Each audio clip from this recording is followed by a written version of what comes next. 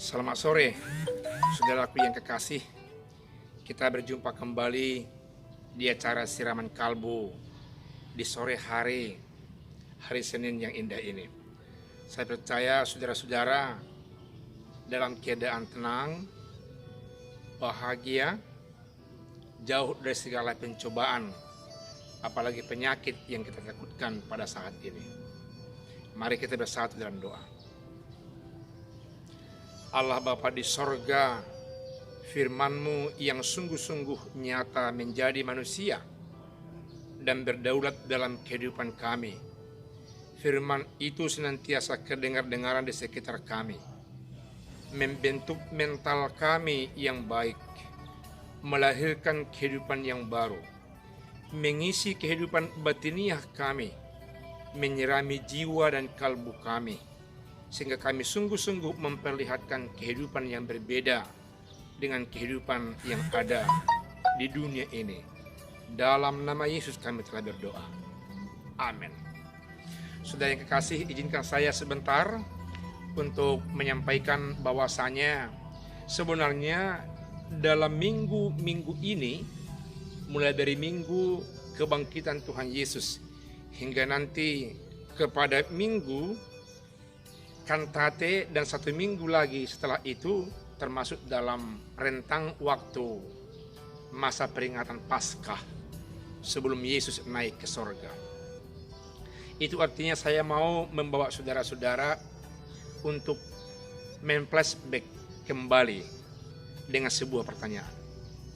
Menurut ingatan saudara-saudara, siapa atau kelompok apa yang aktif untuk mengikuti semua perjalanan Yesus, mulai dia menderita, ditangkap, mau disalib hingga disalib, bangkit, dan hidup bersama-sama kembali dengan murid-muridnya, dengan orang banyak? Jawabannya ada satu. Mereka perempuan-perempuan yang sejati.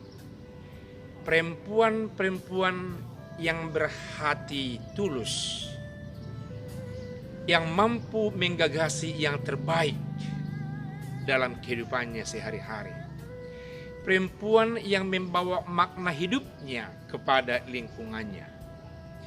Perempuan yang sungguh-sungguh menjadi ibu. Dialah perempuan-perempuan yang disebut dengan inner beauty. Apa yang dimaksud dengan inner beauty?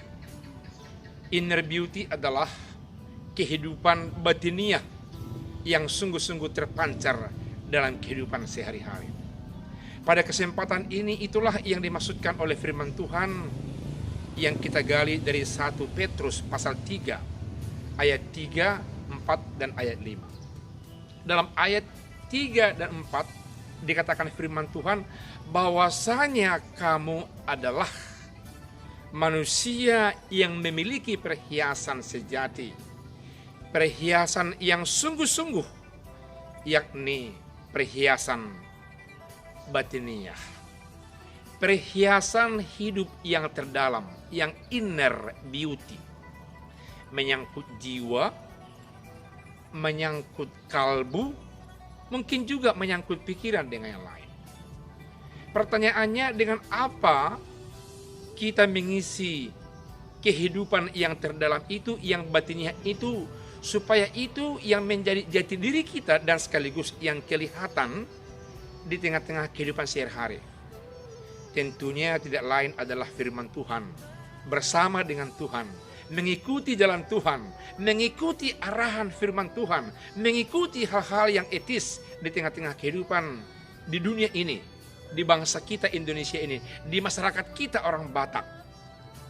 Itulah yang menjadi kebutuhan batiniah yang berharga di hadapan Allah. Allah senang dengan kehidupan orang yang seperti itu.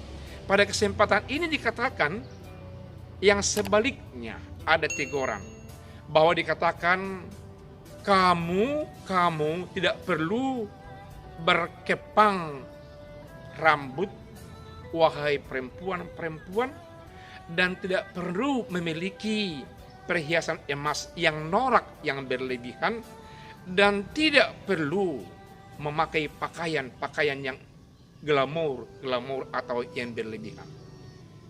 Mohon maaf ibu-ibu, dalam kaitan ini bukan mendiskreditkan kaum ibu pada saat ini, tapi justru karena memang pada awalnya ibu-ibu adalah ibu-ibu yang baik, yang inner beauty, yang firman Tuhan mau menjaga kelanggengan hidup kaum perempuan yang seperti itu. Karena Rasul Petrus melihat ketika itu ada banyak kaum ibu yang tidak lagi hidup sesuai dengan firman Tuhan. Oleh karena itu, diingatkanlah mereka-mereka yang sudah percaya supaya tetap dalam koridor yang Tuhan kehendaki. Saya berpikir dan saya membenarkan firman Tuhan ini membenarkan kalau kaum ibu maupun pemuda, mau remaja, mau lansia, siapapun orang yang ada di dunia ini ataupun jemaat gereja yang menempatkan segala sesuatu aksesoris atau keadaan material dalam hidup, dalam keluarganya, dipakai dalam waktu yang tepat, pada momen yang tepat. Saya kira itu hal yang baik. Yang dikritisi firman Tuhan pada kesempatan ini adalah yang berlebihan, yang membuat silau mata, yang tidak cocok gaya kehidupan orang percaya, yang membuat orang melihat bahwa kehidupan orang percaya menjadi seolah-olah menjadi memiliki satu nilai yang tidak baik. Di stigma sebagai orang percaya justru menjadi kualitas kehidupannya di belakang dari yang umum. Sementara firman Tuhan pada kesempatan ini mau menggiring orang percaya supaya tetap di depan. Karena bukan kalau demikian gaya hidup mereka akan terhempas di tengah-tengah kehidupan yang senantiasa mendiskreditkan, menstigma orang percaya di tengah-tengah kehidupan mereka sebagai orang pendatang dan sebagai perantau pada saat itu. Saudaraku yang kekasih, firman Tuhan ini selanjutnya mengatakan bahwasanya yang mau ditekankan firman Tuhan supaya kita mengenakan perhiasan pakaian yang tidak kelihatan tapi sifatnya kekal, yang datangnya dari kelembutan Roh Kudus dalam kehidupan manusia, dan itulah yang berharga di mata Tuhan. Saudaraku yang kekasih, sebagai orang yang mungkin tidak berimbang jumlah di tengah-tengah masyarakat kita di Indonesia ini, di tempat kita di mana-mana, kita meski berupaya menjadi orang yang terbaik. Kita meski berupaya memakai baju batiniah, identitas yang batiniah yang tidak kelihatan tapi mampu memberikan pengaruh inner beauty, supaya sungguh-sungguh nama Tuhan dipermuliakan dalam kehidupan kita. Karena anak-anak Tuhan meski kelihatan lebih kudus, lebih fresh, lebih nyaman, lebih aman, lebih damai kehidupannya, karena menyimpan si gudang bekal hidup yang rohani dalam kehidupannya.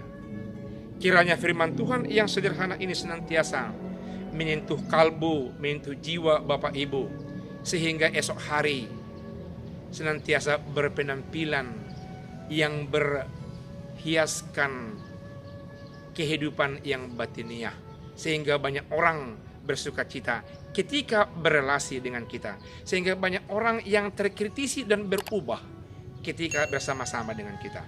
Biarlah Bapak Ibu menyikapi keadaan yang sulit ini, tinggal di rumah atau keluar rumah, senantiasa memperlihatkan gaya hidup yang memiliki identitas yang batiniah. Tuhan Yesus memberkati. Kita berdoa.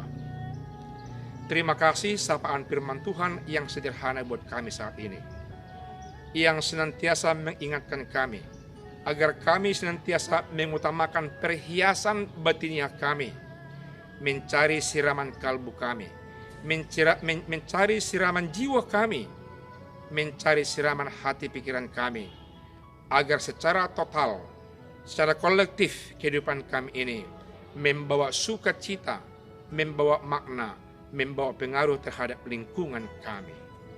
Ini Tuhan pengharapan dan doa kami, yang kami sampaikan lewat anak-Mu Tuhan kami, Yesus Kristus yang hidup itu.